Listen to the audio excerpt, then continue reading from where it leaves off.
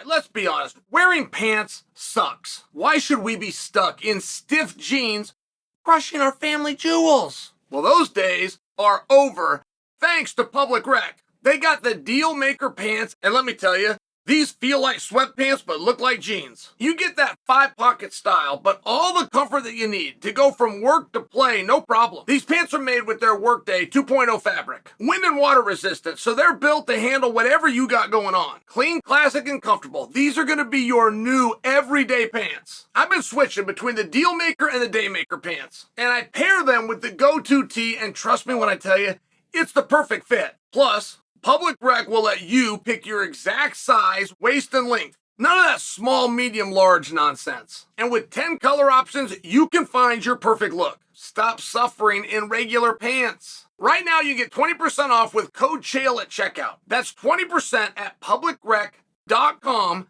Make sure you use code Chael at checkout. Or, to make it easier, just click below. Conor McGregor is going after Paul Hughes. Now, let's back this up, shall we? A week ago, Paul Hughes fights in the PFL against Usman Nurmagomedov. And Usman Nurmagomedov is damn near 20-0. I think this fight moved him to 19-0. I've lost track. I just know and he's a champion. Bellator champion that is now PFL, holding the belt. He's awesome. And when he fights Paul Hughes, who is from Ireland, and the fight is in Ireland, Khabib is cornering Usman. Paul Hughes ends up losing. The post-fight for Usman Nurmagomedov's victory speech was largely done by Khabib. Khabib actually grabbed the microphone, and Khabib had a few things to say. All right. Now, somewhere in this journey, somewhere from then till now, Hughes and Conor have turned on each other. And that is the only piece I'm missing. I have the entire rest of the story. I watched the entire rest of the story. What I don't understand is where Hughes and Conor, as two fellow Irishmen, because we had this battle between Dagestan and Ireland, no matter how much it was embellished or even how little merit that argument ever had of Dagestan versus Ireland. It still existed. There was still headlines. There was a phenomenon about it.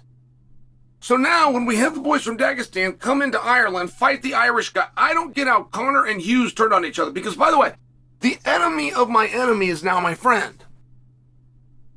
So Khabib and Conor are just as distasteful of one another now as they always were.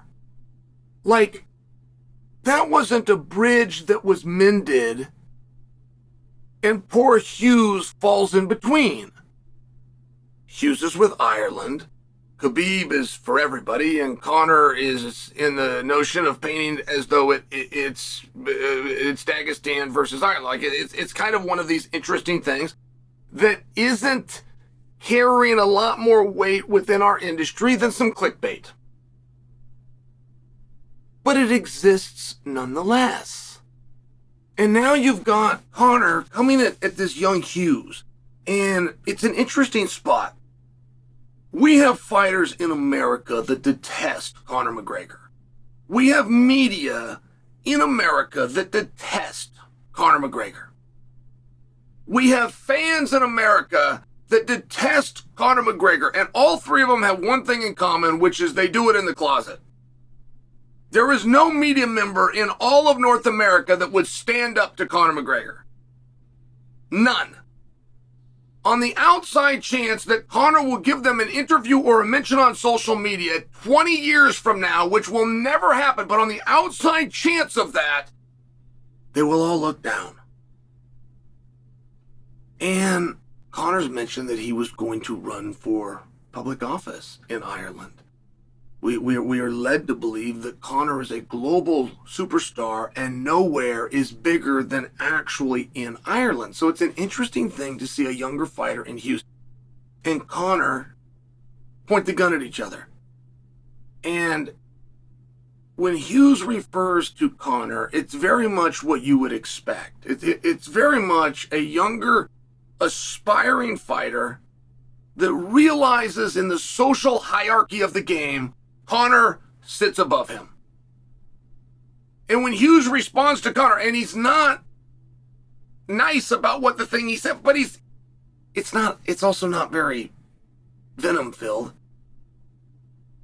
It's very clear that Hughes would rather this go away, that he'd rather Conor not speak to him and speak about him in this manner. It's very clear, and it makes just for the fight weird. Anyone else that's ever had any heat with Conor could at least come face to face with him. Jeremy Stevenson, Eddie Alvarez, for example. And it's very clear Hughes is not looking for that. Like, Ireland is not big enough in Hughes' mind for a young and inspiring up-and-comer coming off his single best performance, even if it was in defeat. Like, Ireland is not big enough to try to shift the social hierarchy. But it also does make me wonder, what is it that Hughes possibly could have done? Like, in the things that I've seen that Hughes has said, they're not favorable to Conor, but they're not salacious. There's actually a little bit of wimp sauce put on each one of them. You know, like here, let me just give you an example. As opposed to saying, I don't care what Conor has to say. As opposed to that, Hughes would word that, well, I don't care as much now about Conor's opinion as I once did. So there's a clear respect. I'm not giving Hughes a hard time for that. That's very normal. The way that Hughes is behaving is very normal, particularly to find himself in a situation that he didn't think he would be in with a guy he didn't think that he would be back and forth with. Conor, however, his comments have no wimp sauce on them. Conor is coming after Hughes as hard as Conor has ever come out at Khabib, Jose Aldo, or anybody else that has ever got in his way. But it's still an interesting dynamic of how did we get here? How did we get a guy that sold out Madison Square Garden? How do we get a guy that did record numbers at T-Mobile? How do we get a guy that starred in a program on Amazon Prime? How do we get him in a Twitter beef with Paul Hughes?